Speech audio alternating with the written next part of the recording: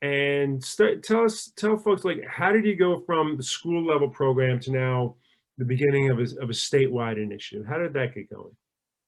Sure. Having been Chief Talent Officer in New Britain, um, having worked with Sandy very closely from beginning to full implementation of the Ed Rising program, which took us really about 3 years, and then being afforded the opportunity to become the Chief Talent Officer at the state, I was able to observe the power within the program from planning to implementation to actually seeing students applying to and being accepted into educator preparation programs.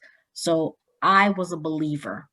And once we were contacted and had conversations about potentially bringing Ed Rising to the state of Connecticut, I was full on board with that through the funding that has been provided through a foundation for that to happen, and really took pride and time in carefully selecting the pilot districts, knowing that the program allows for flexibility and that there's not just one way to implement the program.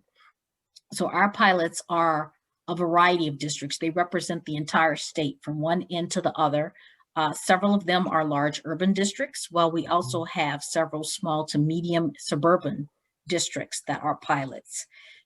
From the inception, I knew also that we had to have key stakeholders at the table to really understand the program goals, and the long-term benefits, along with understanding why we need continued funding to sustain this program.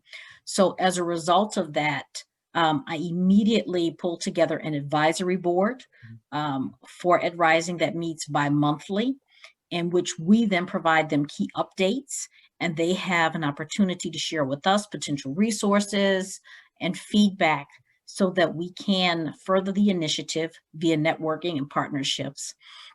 And the advisory board is comprised of a variety of stakeholders. They include a representative from the governor's office.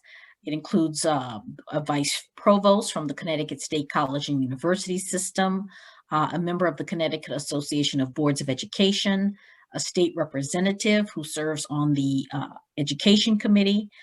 We have representation from both unions in the state, both AFT and CEA, and a couple of other education advocates. All of those persons who share a common goal about diversification within the state. They're familiar with our plan. They believe in the Grow Your Own model. And they can then be champions for the work that we're doing statewide, and they can assist us in telling our story, as well as helping us to identify and find resources to support and sustain the program statewide moving forward in years to come.